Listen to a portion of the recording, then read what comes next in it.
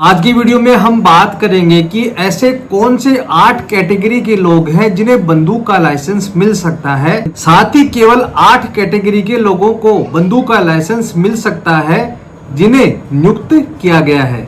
Video को शुरू से लेकर अंत तक जरूर देखें ताकि आपको यह पता चल सके कि बंदूक का लाइसेंस कौन व्यक्ति ले सकता है और कौन व्यक्ति नहीं ले सकता है।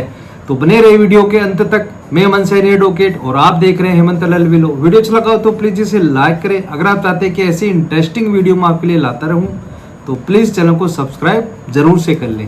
पहले कैटेगरी के लोग वे होते हैं जो किसी अपराध से पीड़ित है। मान लीजिए कि किसी के घर में हत्या हो जाती है, पुत्री पुत्र माता पिता पत्नी भाई ये सभी लोग पीड़ित होते हैं। तो ऐसे अपराध से पीड़ित लोगों को उन्हें पहली प्राथमिकता दी गई है। तो इस प्रकार ये लोग बंदूक के लाइसेंस के लिए अप्लाई करते हैं। तो जब पुलिस थाने में रिपोर्ट लगाई जाती है तो उन्हें प्रथम श्रेणी का व्यक्ति या आवेदक माना जाएगा। दूसरी कैटेगरी है विरासतन। मान लीजिए कि आपका रिलेटिव जिसके नाम बंदूक का लाइसेंस है और वह आप विरासत में लेना चाहते हैं।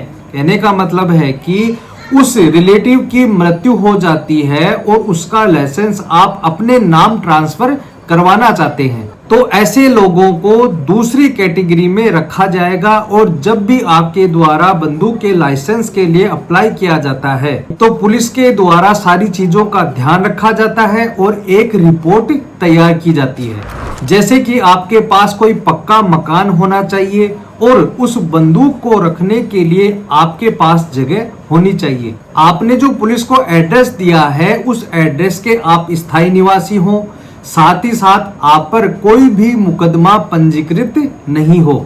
इसके अलावा जो आवेदक है उसके घर वालों पर भी कोई मुकदमा पंजीकृत नहीं है। और यह भी देखा जाएगा कि आवेदक और आवेदक के घर वाले कोई हिस्ट्री सीटर तो नहीं है। साथ ही साथ यह भी देखा जाएगा कि आपने ग्राम सभा की जमीन पर कोई अवैध कब्जा तो नहीं कर रखा है। और यह भी देखा जाएगा कि आप पर कोई राजस्व तो बकाया नहीं है। आप परिवार नियोजन का पालन करते हैं, आप व्यापारी हैं और आप इनकम टैक्स देते हैं। आपने कोई ऋण तो नहीं ले रखा है। इस प्रकार से पुलिस के द्वारा ये सारी रिपोर्ट बनाई जाती है और इस प्रकार के लोगों को द्वितीय श्रेणी की कैटेगरी में रखा गया है। तीसरी कैटेगरी के लोग हैं व्यापारी और उद्यमी। व्यापारी वे लोग होते हैं जो व्यापार करते हैं। आप कहेंगे कि ये बात तो हमें भी पता है, लेकिन आप उस व्यक्ति को कैसे पहचानोगे कि यह व्यापारी व्यक्ति है? इसके लिए उसके पास पहले तो जीएसटी नंबर का रजिस्ट्रेशन होना चाहिए। साथ ही साथ वह व्यक्ति इनकम टैक्स पे करता हो। आपको पुलिस को यह बताना है कि हम व्यापारी हैं और ये हमारे डॉक्यूमेंट्स हैं। अब मैं आपको बता दूं कि उद्यमी लोग कौन होते हैं। उद्यमी वह होते हैं जो किसान होते हैं, खेती करते हैं, उन्हें ही उद्यमी लोग कहा जाता है। वह उस उद्यम से कमाते हैं और टैक्स भी देते हैं। किसान इनडायरेक्ट टैक्स देते हैं और व्यापारी डायरेक्ट टैक्स देते हैं। आप यह बोल सकते हैं कि हम किसान हैं और इस प्रकार से उद्यम हमारा व्यापार करते हैं। अगर आप व्यापारी हैं तो आप उसका प्रमाण पत्र भी दे सकते हैं। इस प्रकार से व्यापारी व उद्यमी श्रेणी के लोगों को तीसरी कैटेगरी में रखा गया है। चौथी कैटेगरी में है कोई संस्था, बैंक या वित्तीय संस्था। मान लीजिए कि कोई बैंक है और वहां पर पैसों का लेन देन होता रहता है और आपको यह लगता है कि भविष्य में कभी भी यहाँ पर चोरी या लूट की वारदात हो सकती है। आप उस बैंक के मालिक हैं तो यह सारी बातें आप पुलिस को बताइए। पुलिस इन बातों को नोट करेगी। इसके अलावा मान लीजिए कि आपके पास कोई जन सेवा केंद्र है, वहां पर भी पैसों का लेन देन होता है और उस संस्था का आपके पास लाइसेंस है और मान लीजिए कि आपके नाम से कोई एटीएम चल रहा है। क्योंकि पैसों का ट्रांजैक्शन हो रहा है तो ऐसे लोगों को चौथी कैटेगरी में रखा गया है। इसके आधार पर वह बंदूक का लाइसेंस अप्लाई कर सकते हैं। पांचवी कैटेगरी के लोग जैसे विभिन्न विभागों के कर्मचारी, ऐसे लोग जो नौकरी में है और जो प्रवर्तन एजेंसी है, जैसे पुलिस और ऐसी संस्था जो इन्फोर्समेंट कराती हैं। जैसे कोई डेवलपमेंट अथॉरिटी है, नगर निगम है, नगर पालिका है, नगर पंचायतें हैं, ग्राम पंचायतें हैं, जैसे प्रधान के सचिव और उनके नीचे काम करने वाले कर्मचारी हैं, वो भी प्रवर्तन का कार्य ही करवाते हैं।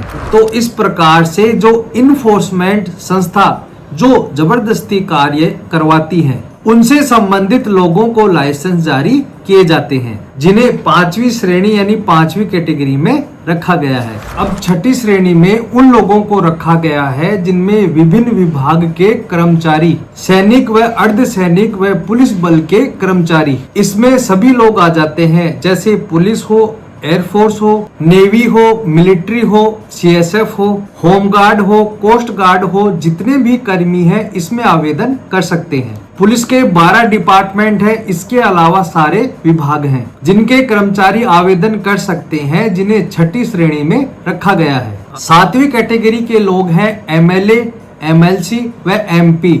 इन्हें कभी भी अपनी जान का खतरा हो सकता है, कोई भी व्यक्ति इन पर अटैक कर सकता है, इसलिए तुरंत ही उन्हें लाइसेंस मिल जाता है। 8वीं श्रेणी के वे लोग हैं जो राज्य, राष्ट्रीय व अंतर्राष्ट्रीय स्तर के निशानेबाज हैं, उन्हें 8वीं श्रेणी में रखा गया है। अगर वह निशानेबाजी में अपना करियर बना रहे हैं और निशानेबाजी में वह राज्य, राष्ट्रीय व अंतर्राष्ट्रीय स्तर पर खेल रहे हैं, तो उन्हें तुरंत ही बंदूक का लाइसेंस जारी कर दिया जाता है। अगर आप इन 8 कैटेगरी में आते हैं तो आप अपने जिला अधिकारी के पास बंदूक के लाइसेंस के लिए अप्लाई कर सकते हैं। जब भी किसी व्यक्ति के द्वारा बंदूक के लाइसेंस के लिए आवेदन किया जाता है तो पुलिस के द्वारा सारी रिपोर्ट तैयार की जाती है।